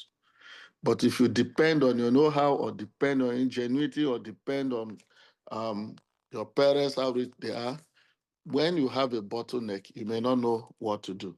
So I always encourage the students to be close to God, pray always, and God will give you the best in Canada. Thank you very much, and God bless you. Thank you. That's I think what is really striking here is that you are not totally lost, as an immigrant youth or international student finding yourself in Canada. I think what is standing out for us here is that faith organizations are like very helpful. They guide them. So when you look like stranded, just kind of identify with a faith organization because that is like coming up often that seems to be like a standing way out for most of our immigrant youth. It helps you with your social network. And now, thank you, sir, for sharing your experience and working with youths and how you're helping them. Now we'll call on Mrs. Jane to share her experience being a mother of immigrant youth and how you've navigated supporting your children here in Canada. Yeah, just like a word of advice for the youth, because when what we have here is a crop of a crop of, let me say, experiences. Like we have youth in the house, we have youth parents in the house, we have youth pastors in the house, we have youth mentors in the house. So we just want to gather all of these things in order to have all-encompassing information to guide our youth out there. So we want everybody to at least have a word that can actually help. And that's why Auntie Jane is invited, just like 2-3 minutes, 4 minutes sharing, if you don't mind, and we don't mind seeing your face as well. Thank you. Hello, thank you. Good afternoon, everyone. Good afternoon, ma. Sorry, I'm in the car, as always, like busy today. Happy to see everyone's face here, and I'm happy for what this organization is doing for our youth and especially for the immigrant youth, because it's kind of really hard, when you go to a new city or a new country where you don't know anybody, and you are kind of starting. You don't know where you're bearing, and it's not like as if there is any information out there where you will go, and then they will say, okay, this is the information that will guide you. If you're doing this, this is what you do, or if you're doing that, this is what you're gonna do. So it's all kind of messy, especially for the immigrant youth and for newcomers to the country. which I happened to be one of them. I came in 2007 with my kids. They were really very tender, very small. So yeah, it was quite a little bit hard from the other speaker that spoke last time. It all depends focus. I love that. What's his name? The guy from Ghana that said it's very important to have a smart goal, setting up a smart goal. Yes. Yeah, being can you help me there? So SMART, S is for specific, M for measurable. Be specific, your goal, let it be measurable, and let Yes. it be accurate, attainable, accurate, yes, right? and Attainable, then relevant, and then time bound. and then time bound. Yeah, I'm gonna note that somewhere. So you have to really know you have a focus, have a goal. Because I remember then, just like when they told him that he like applying for scholarship, nobody, like, he can't get it, don't waste your time, whatever. I had similar case where somebody told me that they never, like in Canada, you can never become RN like internationally trained nurse cannot come in and just get assessment done and then they approve you to go for your exams or whatever. No, you have to go through the school. They have to send you back to school and all those stuff. And it was really true because it was just, I would say it was divine. It was God's grace, and also knowing that whatever you're doing, God is on your side helping you. When I picked up a form, they said, "Oh, you can't become RN. We better start with LPN." I took from LPN, but as I was leaving, my spirit said, "No, you are not the same with these people. You didn't go to the same school. You didn't do like." I stood there for a couple of minutes. I went back. I said, "Sorry, I'm handing this form back over. I want to take RN form that I picked for." And at the end of the day, God proved himself after 7 months assessment. And then they awarded me a bachelor degree, Canadian equivalency, to go for your exams and all those stuff. And when I went for exam once and passed it, people were so surprised because it's never done. Many people go for like 2, 3, 4, 5 times. But it all depends on focus, setting up a smart goal for yourself, and then having a time bound for it. Many people were working in a factory trying, just like what my brother just said. They will leave their focus and they want to work because they have touched the money, and then they forget about the purpose why they are here.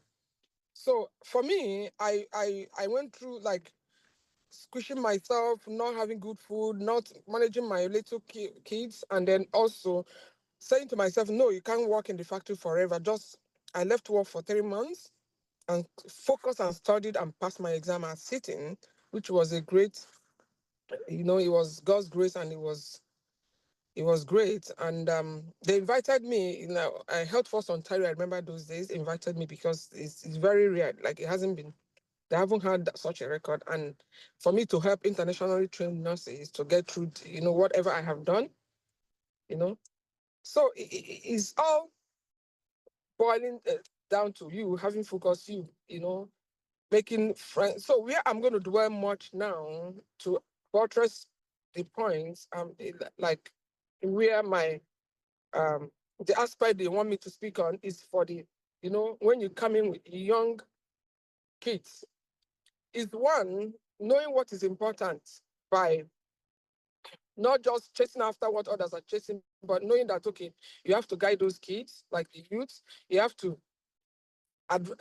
be on top of them, not doing 3, 4 jobs at the same time, but having some time to talk to the kids, the youth, and say, look, don't go there and just make anyhow friends. You in your head, you know what you want to be or who you want to be down the line. Once you meet a friend and you're seeing some traits in him or her of characters or attributes you don't like, you don't want to be like, or you're not proud of, just find your way, navigate your way out of that friendship. Find your way, navigate out, because when you look at that person's life, the way it's going, let me tell you, it's a matter of time. If you say you're going to change that person, it's not possible. It's a matter of time. That person will change you over, because bad character corrupts good moral or whatever. But it's easy for for somebody who have a good character to be easily, change over, because it's easy to do good to do Evil. bad things than to do good things, right? So it's an easy way to get to get out of things. It's just either do it. I mean, it's easy, but for you to do the right thing sometimes it's a little bit difficult. So it's easy there. It's easy for somebody who doesn't have a good character to corrupt somebody who has a good character. So that's one. And then two, like you have to, when you have this focus, these smart goals, when you have these goals, you have to write them down. Don't just say in your head, oh, I'm going to do this. You're going to write it down and then put specific time bounds to each of those points. Every day have your to-do list. You wake up in the morning, you say, okay, this is what I'm aiming to achieve today. So I have to do this, do this, do this, do this. You try as much as possible to accomplish those things on your to-do list. Even if you couldn't, mark the ones you couldn't do today and start with them tomorrow. So as long as you're putting one step in front of the other, you will get to your goal. But if you keep, folding your hands, sleeping, let me sleep in, every day you're sleeping in, you sleep and you wake up 10, 11, because I find that very common with the youth and with the students, because I have worked with them, a lot of them. Recently, I have a business, I own a business where I employ a lot of students, immigrant students, internationally trained students. They work for me, and just to support their their financial status. So, and I noticed that most of them, they don't like to get out of their bed. They don't like to get out of their bed, and they have all these plans they want to do for the day, and each time they're running late for things. You can't get things done that way. You have to tax yourself. As my brother said, you just suffer now and then you enjoy later. But if you want to start with enjoyment now, then later on you're gonna pay for it when all your strengths are gone, which is not the best way to go, the best route to go through. So that's number two. Number three, ask questions. Ask questions. And then when you don't understand certain things, look for somebody who you think that knows better than you. Ask questions, ask your parents, your friends' parents. Have a role model. You look at somebody who have achieved, maybe you want to be a lawyer, and then somebody went through the Canadian system to become a lawyer. Find at least one or two people that you can look up to. You can always, either through email, through phone call, you can ask questions. Or you want to be a nurse. Find somebody who have gone through this system, who you can ask a few questions. How do I navigate? Oh, I am having problem with this subject, or I'm having problem at work as a nurse. You haven't been a nurse for 15 years in this country. How do I do? Because I remember those days, I have a couple of people who came in. Maybe some of them have degrees in some different disciplines. So they will come to me, they will like, oh, people say, oh, nurses make so much money. I want to become a nurse. How do I? So some of them, I will sit them down. I say, okay, sit down, let's talk. When you call me on the phone, I will say, come and see me. And some of them will drive from far away, like 30 minutes drive to my house or to my wherever. And then we'll sit down, I will now start asking them questions. Okay, tell me you want to be a nurse. Tell me the reason why you want to be a nurse. And they will be telling me, oh, some will say, oh, because with my course I did, I can make money. They say nurses make so much money, this and that. I said, okay, that's 1 point. I need 3 points. And then they will go ahead.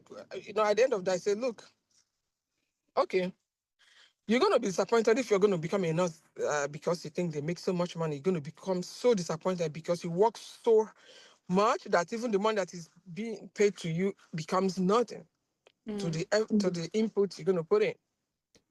So if you say you want to be a nurse because somebody is telling you to be a nurse, that is nonsense. You're not going to make a good nurse because you're going to get frustrated at the end of the day because that's not your passion.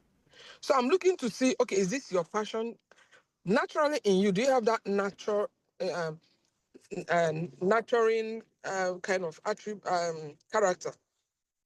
if you have it, if it's your passion, then you're going to do it, because at the end of the shift, at the end of the day's work, you're going home, you're happy, you're like, okay, oh, I helped this guy too.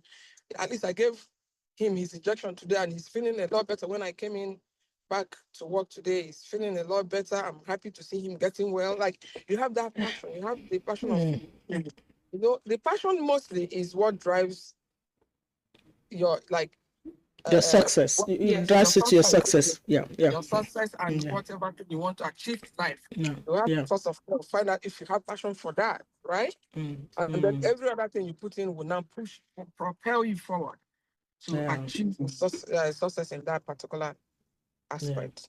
So thank you. I know we have so much to get. If we have to go on with you, because I mean, these are people. I mean, they are more or less like only looking forward to becoming grandma now. I mean, they came in raw, they passed through it raw, they are nurturing their children raw. Children are now in the university here, and so I mean, where else can we get resource? Where else can we get resource? I mean, these are life resources. It's not like a theory, a fantasy, a magic that you are listening to life. So if you don't learn from the experienced, you are likely to learn from your own experience. And learning from your own experience may not really be what you want to go through. Yes, that can get challenging. Yes. So keeping an eye on the time. I'm sorry, I have to just give a head up. Like, I know from the look of things, we're supposed to end this program by 1, and that is what we're standing by. But should we exit just by a few minutes, please just pardon us. We're trying to say how we can wrap up now to make sure that we make the best of these resource people. I mean, you're just so wonderful that if you don't exhaust all we need to get from you, I don't know how I'm going to get you next time. Even to get you now, it has been grace. So please, we're just going to be very fast, wrapping everything up, but then just bear with us. Should we extend a little above our, slated time? Thank you. Yes, and so to wrap us up, we're going to just do a rapid fire, final word of advice. So we'll start off with Emmanuel. No, sorry. I think before Emmanuel, we have James in the house, also from Windsor. We just want him to give 1 or 2 piece of, a piece of advice just in 2 minutes to the house, so that we ensure that everybody that has given us their time today is given opportunity to say something. That's important. Yes. And so, Mr. James, we welcome you to share your perspective with us. All right. Hello. Good afternoon, all. Good afternoon. Yeah, I'm happy to join this very informative discussion. I believe most of us, if not all of us, we are immigrants, and we all know that the first period, the first time we come here, you will experience cultural shock. Am I right? Yeah. So changes, different way of operations, different environment, even not anything at all, the weather condition. You can overcome all these challenges if you calm down and get ready for that change that you have come to meet. So now, a lot of us, we came up down here, we are forgetting that this is another environment entirely, which we need to begin to learn, whether you're youth or an adult. So whatever you care to learn about, you will gain a lot of things from that. So you have to be connected to the people you meet around, people that will give you information, give you advice, guide you well. Not people that will push you. You will know if somebody is giving you wrong advice or directing you to wrong place. Do you understand? If you have the Spirit of God, because the pastor, the man of God that just spoke before this last speaker said, you rely on God. Yes. So every one of us, we have a certain way we perceive things. We have certain ways we perceive things that is ordered by God. So from there, you can be guided. And another thing is that let us have this volunteering. We need to give out to give to the community, not what you are going to gain or get from Canada as a whole. What are you going to give out there? And there you will get something back. Is that correct? Yeah, yes, great. sir. Yeah, good. Finally, from my own experience here as a community leader, as a community worker, we have been meeting with a lot of youth and individuals that are immigrants, that you need to connect to your people. Maybe you are from Kenya, you connect with the Kenya community, you are from Liberia, you connect because they have a lot of packages, they have a lot of people in there that they can help you and guide you not to miss the way. So, like now, we have a Nigeria community in Windsor here, which I formed the platform, just like play. We started that, we just created that platform, rather, 8 years ago. I just created it. Okay, the community, if you ask for, call for meeting, you will not see them. Okay, let's see how we can connect our people. Okay, let's create this platform before COVID. We created that platform. To the glory of God, we are more than 1,000. In that platform, a lot of informations, benefits are there. In some we just come today. I just came to Windsor today. I don't know anybody. All of us, we coordinate ourselves. We meet with the person. We give him or her whatever he needs. Oh, I want to move. I need whatever you need.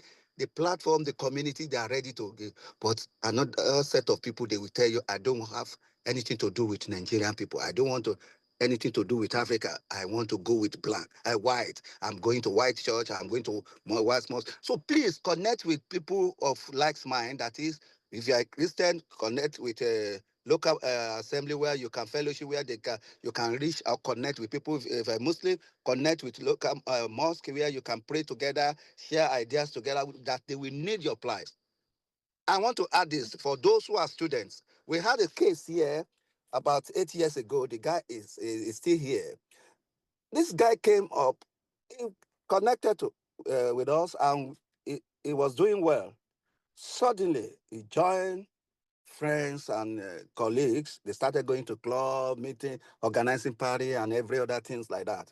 Do you know the guy did not know the time his visa got expired, or work permit, study permit got expired? He didn't renew it. This guy was out of status. Till today, this guy did not finish his program. Others that finished, they got their masters. He came in as a student. Now, as I'm talking to you today, is out of status because we spoke yesterday. What are we going to do about it? We are on that. How to make sure that this guy is not thrown back. The father is doing well. The father is in America. The mother is not part of this world. So this guy, to go home and do what? After they sent him here 8 years ago to come and school. The school, he did not finish. Status, he has no status here. And we just find out that it's one of the people that they have listed that is stateless here. You know, that kind of a thing. And you know, this year, immigrants, whoever that has no paper, they are going to hunt on them, the government. So we need to safeguard that. Check your passport, check your work permit. When it's expiring, 2 or 3 months for expiration, apply for renewal. Is that okay? Yeah, thank you. If we have not listened to you, thank you so much. Thank you for that short time and so rich and very inclusive. I really, really appreciate. There is something that he said, and it's just like a reminder to me. Volunteering spirit. Yeah. And I think our youth need to get that right. Yeah. Where we're coming from, you don't give anything out free. You just want to do something and you are expecting something in return. And even for some of us, it has been part of us that even when I want to engage anybody, I don't engage you with my mindset of letting you go free. I will have to carve out something even at my expense to let you know that, because it's like we're coming from that perspective of appreciation, that it is when something is given for what you have offered, that is where you are really appreciated. And I think we need to really talk to our youth on that, know, because I remember my consultant taking me up, and I know she's going to talk to the house, taking me up on that. Because you can't keep on doing that. That's why volunteers that are working with you are not volunteering. They're not getting it. Yes, volunteering spirit is do it, give it selflessly, and whatever it is that you're giving, we pay off later, where you don't expect it to be, to be given to be rewarded immediately. So our youth need to have that understanding that it's not everything you give out that is going to be rightly compensated for. Immediate gratification is not, you know, it's not something that you should look out for. And the voluntary spirit here is just to make you acculturate and familiarize, you know, with the system. And then the system will pay you for it. It's not the individual that will pay you for it. Because I'm a living testimony of that, and Adesua can testify. My connection with Adesua today, what Adesua is doing for us as a consultant is not something I can pay for. I keep saying, no matter what, even if I have an assignment for her tomorrow and he's billing me, I mean, she's billing me $10 million and I'm able to pay it, I will always remember that the way she started with us is not something I could pay for. And what happened? I was just volunteering in an organization where she was working. And then we connected and she gave me just one information. And that got her registered into my brain. So when I wanted to do something on my own, I just consulted and it's like, gradually. Today, she's not where I met her. She was working as a director then in the organization. Today, she's a consultant. She's an executive director of her own. And today, she's not seeing me where she met me as coming to the organization to volunteer, because she had to make the organization that I volunteered with, that she was working with then, had to make a recommendation. They had to write on my behalf. They had to give me a reference letter for me to move on. And that experience today, I can never. So it's not something that can be quantified with money. That is true. So I just need to get that right. And I really want to thank God for the volunteers that are working with us in Covenant Information Empowerment Services. I give it to you. I know what you're contending with is really your time, not money. But if there's anything that I want you to tell your mates, your friends out there, that it pays to give selflessly. It pays to give selflessly. And he said that, and I want us to go home with it. Your volunteering spirit is going to be a ladder hop if you have it done objectively. Yes. And so thank you very much, sir, for sharing that perspective. And now we'll do our rapid fire word of advice, a phrase, quick insight. So we'll start off with Emmanuel. What is one phrase you would give to any immigrant youth coming? Just wrapping it up like a sentence or an expression. That would be great. Mediocrity is a choice. Excellence is also a choice. So you can choose which one you want to be.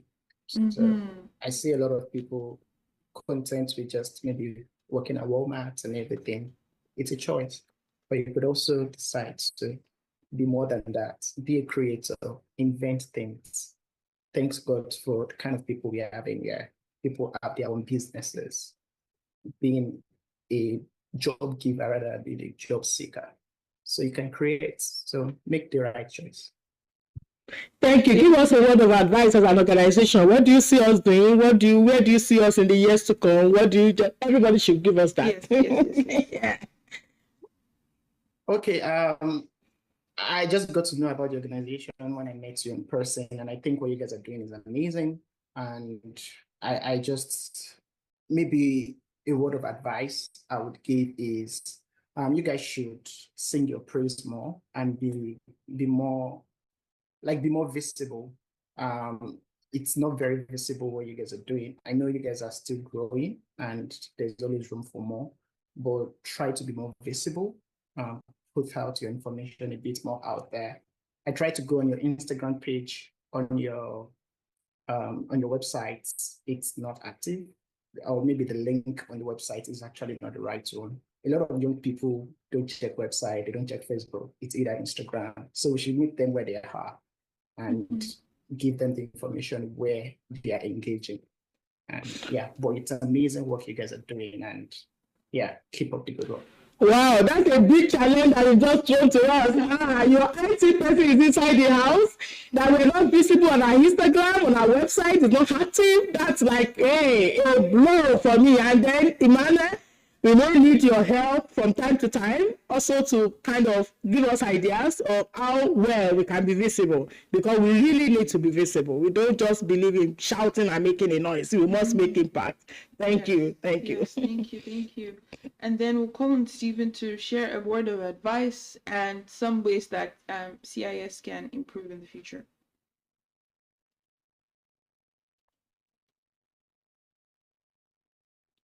Yeah, Steve, we're listening. Oh, okay. I think you are doing a great job. We don't have this kind of organizations across Canada. They are few. So having this organization to support immigrant youth, I think you are doing a massive job. And I believe you can improve if you can start visiting schools. If you can get opportunity to visit universities, organize programs at the university, because we have youth, specifically at the university, who are very frustrated, who are confused and don't know what to do. Some of them don't know about the organization, because when you come to Canada, initially you are confused. You don't know where to go. You don't know who to contact, who to consult. So I think having programs, organizing youth mentorship programs at the various universities and colleges will be very beneficial to the youth. Thank you. Your one word to the youth out there, sir. Thank you so much. So That's a good one. To the youth, I think they should be ambitious, set goals for themselves, and remain focused. Nothing good comes easy, so the hard work will pay. They shouldn't concentrate on shortcuts. They should rather put in the hard work, and their hard work will pay one day. Thank you. Okay. Wow, thank you so much. Thank you. Thank you, Steve. Nice having you here. Please, we want to believe that you still give us more of your time, because you know, like, we are a residue of knowledge. We still want to come back to draw more and more until you see us fulfill that which you think we should fulfill. You don't also rest on your horse. Let's have your back. Okay. Thank you so much. Yes, and we would like to call on Adeswa, the consultant for CSIS, to give us a final word of advice and, share why CSIS is important for immigrant youths to be aware of. And probably why this in addition to what you are going to share with the viewers, why this particular concept, what it's aiming at, where we're driving at, and your word generally for the youth out there in terms of expectation of CIS, and what you think it's unfolding and will be of great benefits to the immigrant youth out there and the families. Thank you. Thanks everyone for your contribution today. It's been very enriching. For youth, my advice would be to build community fast. And by that, I mean, find your community. There is, if you're coming as a student on campus, there's an overwhelming amount of student groups that exist on campus. So whatever it is that is your interest, if you like art, join an arts club. If you like math, join a math club. If you want to work in the STEM field, maybe find a nonprofit that offers that type of programming to the community, but find your community. There's various ethnocultural communities as well. If you want to find a Swahili speaking association that is an existing organization in the society or in the community, if it's church and faith that is something that's important in your value system, find a home church and start getting involved. It's not just being an attendee of maybe just going to church on Sunday, for example, but actually talk to people there, because what I can draw from what a lot of people have said today is access to information is very important. It helps you really know how to direct yourself in terms of what makes sense for the society that you're in. So if you're not putting yourself in environments that helps you access information, relevant information, depending on what it is that your needs are, a lot of newcomers already experience isolation, right? So don't isolate yourself and say, oh, I don't know anyone here, so I'm just going to stay home. Don't stay home. Find groups on campus, right? Talk to people, find a church, a mosque, whatever it is that your faith is, but find your people. If it's based on your ethnic, your language, I'm sure there is a community out there that exists, but find your community and find it fast, because that gives you proximity to people that are important for your growth. Because I see network as a cobweb. Think of it as a cobweb. The more adds more, the wider the cobweb is, right? So like grow your network, because that is what is going to nudge you and push you and direct you and connect with people that can say, oh, my company is hiring, you should apply. You never know what that information looks like, and give your time, whatever it is that is your talent, be able to nurture that in a way that not only helps you build capacity as an individual and building your skills and your experience and your portfolio that you can put on your resume, but also giving back, right? As people have said here, mentorship is so important, and you don't have to be a one-on-one mentor for someone. You could be a group mentor. It could be that you attended an event and you shared your lived experience, and someone in the audience is going to listen and be able to benefit from that. And in terms of CEAS as an organization, I think there's still a lot of work that needs to be done. However, there's also value in your growing pains of being able to understand what the needs of the community that you want to serve are. And those needs are constantly evolving. They look different every day.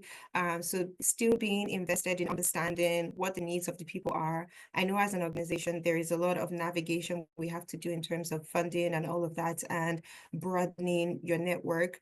My recommendation is just in alignment with what the previous speaker said, is outreach needs to be strengthened just to increase your external visibility as an organization, that for you to be considered a reputable organization that is contributing to the community. So if there's even network organizations that you can get involved with, that will be amazing, because it gives you access to other existing organizations. For example, organizations like MANSO, for example, the Manitoba Association of Newcomers Serving Organization, that is a network organization for settlement service provider organization. That would be a good organization to connect with.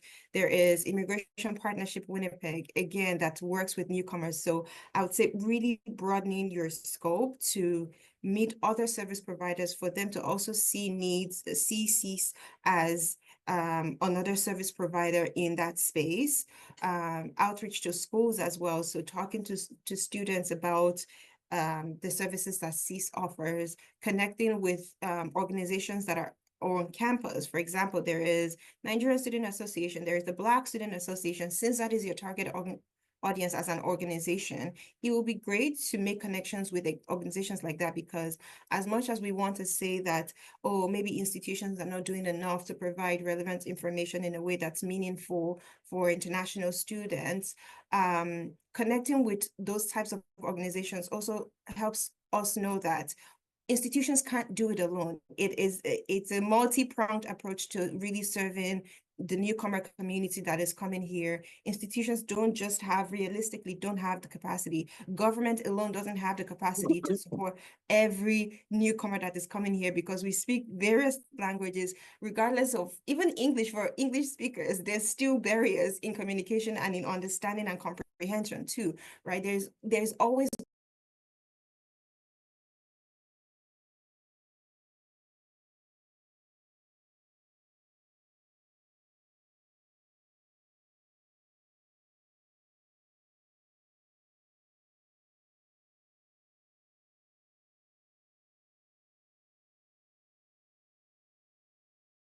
going to be various barriers that exist. And so community organizations, educational institutions, government agencies, individuals as us here, we all have a role to play in empowering the next generation of newcomers that are coming to Canada. So I think for CEAS, in terms of really increasing your reach and visibility, is to connect with organizations, institutions, government agencies that already share, that have their stakeholder in your mission and in the vision that you want to see and the change you want to see in Canada, right? For newcomers that are coming here. So it's really reaching out to those people and talking to them about what you can offer, because they also have limitations in terms of reach and budget and everything else. And so if they know that there's external organizations that provide these types of services, they're also able to make referrals to CEAS to say, hey, I have X amount of students who are struggling in this area. We don't have the capacity to serve all of them. Can I refer them to you as well? So I think just that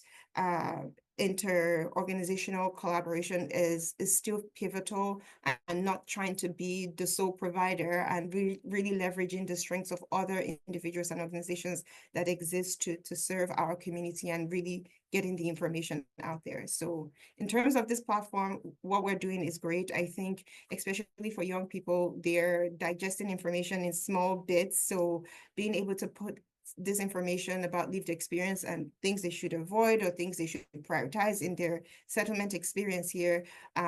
Social media is obviously a good tool to reach young people. They spend a lot of time online, so that's a good avenue to reach young people. Instagram, YouTube, all of the likes. So that would be my 2 cents for CEAS. Thank you. Thank you so much. And I know that as you were speaking to us, I know that you're taking up the challenges, because I know you won't rest on your horse until you get us there. So yeah, you keep running and we'll get there. I mean, this is like a baby for all of us. And I think what is key here is that we want to meet a need. We want to meet a need. It's not just that we want to talk. It's not just that I want to show our face. We just want to meet. You know, we want to solve problems and provide solution. And thank you so much, Adesua, for being so consistent with us. Thank you, and for not, sparing us of any necessary, information that we need to take serious, or any occasion that we need to rise up to. Thank you. I appreciate that. Then for this is the last episode of this media program for this particular segment of the program that we're doing, and the essence of it, the outcome of this is that we're going to come up with a resource guide for all the immigrant youth out there, and even immigrant families. So we're working extensively to ensure that we have a resource guide that can be relied upon and that can serve generations, in order to prepare you for a good soft landing, transition. And transition and the like. So look out for this resource guide. The first production of it, of course, is going to be made available so free to different organizations that serve our community and the community of immigrants. So we can't just wait to see it happen. We are really working, we're working so much on it. We're trying to put so much into it that once you lay your hand on it, it's like a live book for navigation to success. Yes. I mean, if I can put it that way. So everybody should look out for that. Then before I hand over finally to Chimdi, this lady that we're seeing here has a lot, and very soon you'll be hearing more of a voice on the first phase of our media production that is going to take effect very soon. But before I hand over totally to her, I want to make a comment on what our last speaker, not the very last speaker, Mr. James, talked about people being conscious of not identifying and associating with the community groups, and this is also a word for us, all immigrants and our community in general. Coming to a new terrain is coming to learn, unlearn, and relearn. So we should also be careful of carrying over unnecessary ideologies that will make people to run away from us.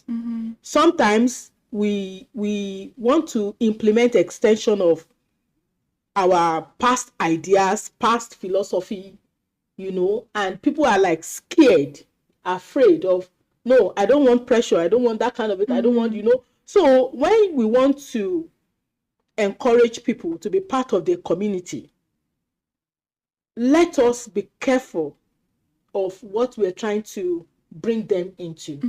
Don't let it be like an extension of what they're trying to run away from, because everybody has a story.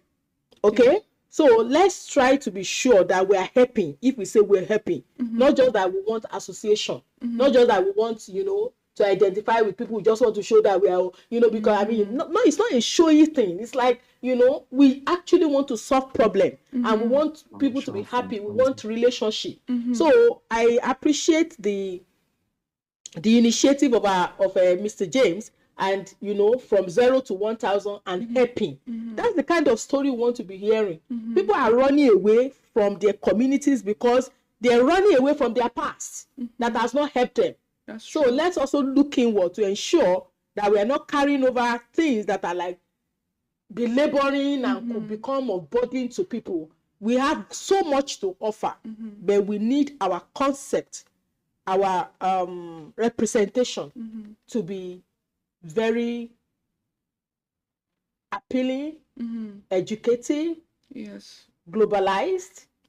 And I don't know what is again. Over to you, yes. Thank you, Ma, for, you know, capturing all that together. So as Madam Felicia said, I'll be working with CIS to create like a program to kind of answer some of the questions that have come up today. We have themes. For example, Chisom mentioned how like logging onto Aurora is a challenge. There's a new system. Like sometimes not even know what you need to know. And even at this one, I mentioned that the overwhelming amount of information. So taking this in mind, I started something called Chimdi with the cheat sheet. And so the aim of it is to literally give a cheat sheet to international students or immigrant youths to let them know what they don't know. Because sometimes people don't know what they don't know until it's the 11th hour. And so that is painful to see. You know, there have been different media releases about international students, immigrant youth struggling. So before people get there, they have this cheat sheet, almost like a magazine that you can just flip through. Oh, I want to find out how to register for my course. You find quick steps. Find it there, and then who on campus do you need to be talking to? So that's the goal of Chimdi with the cheat sheet. And here with thesis, there'll be 4 sessions talking about some of the themes and trends that have come up through this media engagement, and then addressing those challenges. And so we encourage everyone listening here, when you hear the information of when it's launching, like share that with your network, share the videos, share the information. And so it's going to be 1 a month for a span of 4 months. And so there'll be live Q&A sessions, sharing, giving actual information that can help students. So you're not running from pillar to post, because that's not fun for anybody. Of the resources that will be made available in the resource guide, I think it will be more relevant to Canadian setting. Okay, and in putting our information together, we didn't just have our pool from Manitoba. We used, I think, 3 other cities, 3 provinces as a pilot test. We use Nova Scotia, we use Ontario, and we use Manitoba. 3 provinces to be able to, and also we went online to be able to cut across other provinces. So it's a resource guide that is really enriched, and it's not going to just be useful for Manitobans. Is that the way they call them? You know, I mean, it's going to be for Canadian immigrants, youths in general. And we also see it as like a light, something that illuminates the minds of the youth globally in their course to explore foreign lands. So it's like we are trying to make it very, very like applicable to settings. Yes, and so to answer your question, so Chimdi with the cheat sheet also is for any Canadian student. So mostly on Instagram, there's links to more information. So it's chimdi.with the cheat sheet. Can you put it online? Yes, so that those resources are for all Canadian post-secondary students, regardless of the province. Yeah, any media shoots, of course, will still be posted on the Instagram, and the link will always be posted. So it's a service for Canadians. And so the site is GG Chat. Chimdi with the cheat sheet. So CHIMDI.with.the.cheat sheet on Instagram. With.the.cheat sheet on Instagram. We're going to post there. We're going to post that on our website very soon. Very soon. Now we're going to create a great awareness for the start of the program. Yes, and so thank you everybody for your time. Yes, we've heard that the website needs some work, the Instagram needs some work. We have some content on YouTube, so do check us out there on CIS Inc.